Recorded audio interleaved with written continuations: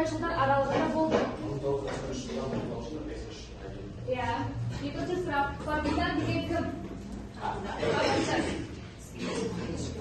Ол Самарқан Орныңыздан тұрып, жауап берейік. Соғысушы тарап басып алған жерлерде өздерінің тәуелсіздігін алуға ұмтылады, яғни соларға қарсы соғысатын сарбаздарды партизан деп аталады. Енді келесі сұрақ. Ұлы Отан соғысына байланысты қандай шығармаларды білесіңдер? Иә, жау тылындағы бала. Тағы? Дойч партизаны. Кімнің шығармасы? Қазақ жазушыларының кімнің шығармаларын білесіңдер?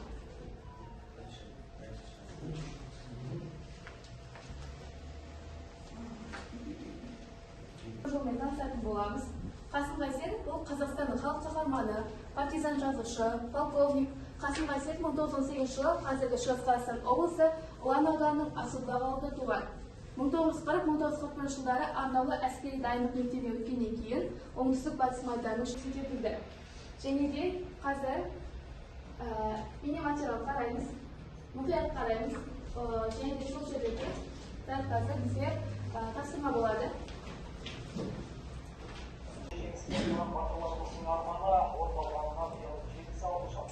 Сол соғыс жылдарында жау тылында партизандық қозғалыстың қырағы жетекшісі ретінде көрсетілген.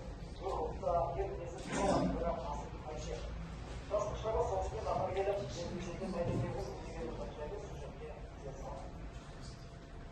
Қазақстанның халық қаһарманы, атақты партизан әрі жазушы Қасым Қайсенов 1918 жылы сәуірдің 23-інде Шығыс Қазақстан облысында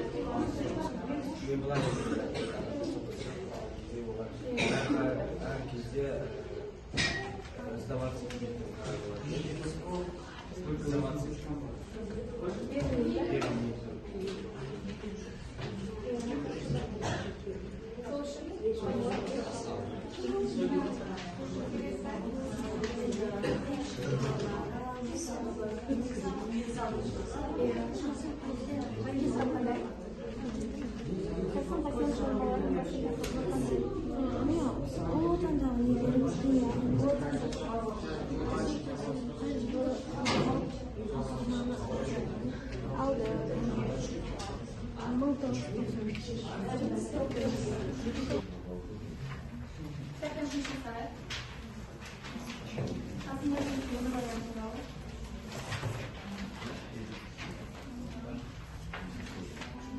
Және соңғы сұрақ. Қасым Қайсенов қай жылдары өмір сүрген?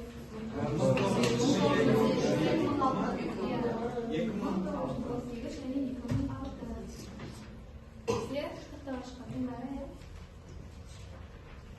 Қазір балды осылай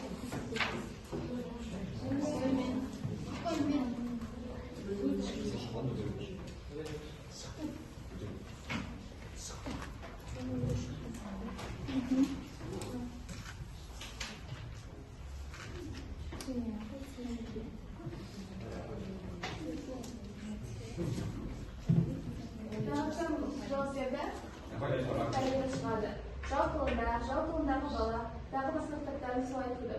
Бүгінге дейін қазақша, орысша, украинша аудармаларымен 33 кітап шығарған екен. Және де кешегі сұрағы ұлы отан соғысы кезінде шығармадағы кейіпкерлерге негіздеме береміз. Бізде алдымызда ақпарат берілген. Кітаппен жұмыс жасай отырып, қазір бірінші топ шығарма кейіпкерлерді оларға негіздеме беруіміз болады. Шығармада қандай олардың негізі қалай ашылған. Екінші топ шығарманың сюжет көптеген бөлімдер. Яғни басталуы, трактор шегі деген.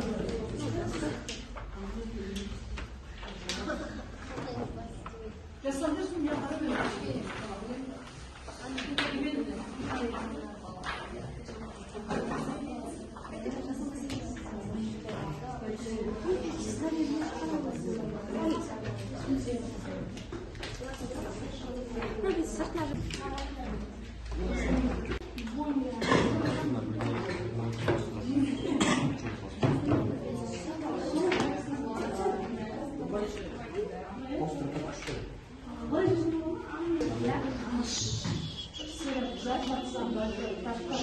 жағында кейіпкер өскенде атты әскер командирі мен артиллерист болып секіледі.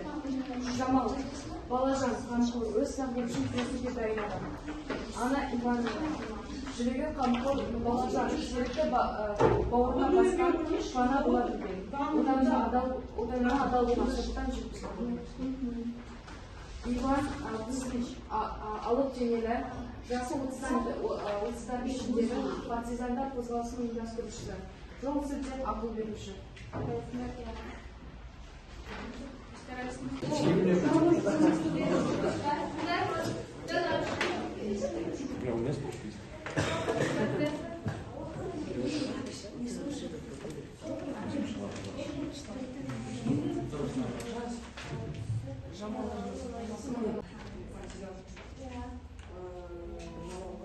Жамал, Серіктің анасы Балажан, Анна Иванова, Серікті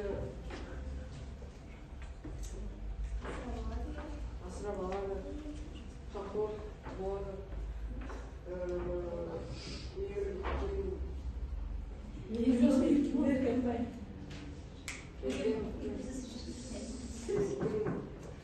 Әкесі.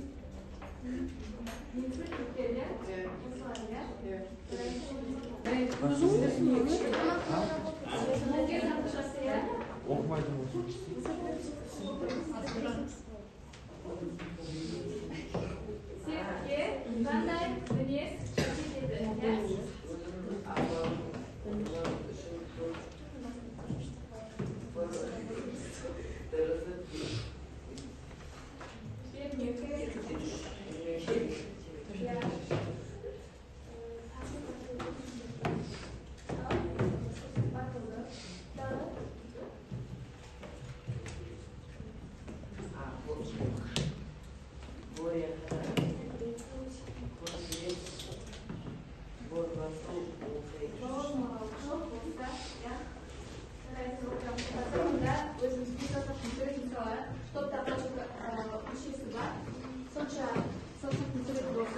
Және сонда біз бүгінгі сабақтан не алдық, ұнады ма?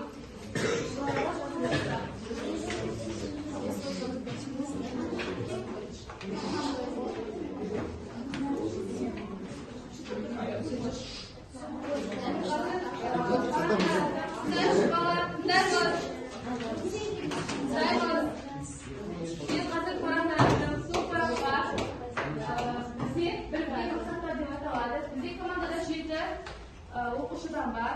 Қазір бір бестік және сонда бүгінгі сабақты қалай түсіндіріп, ұнады ма?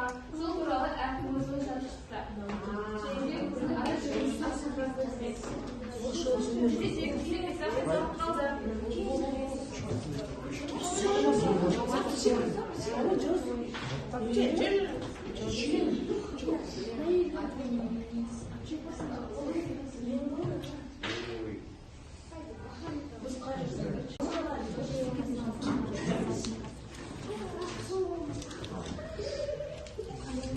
Thank you.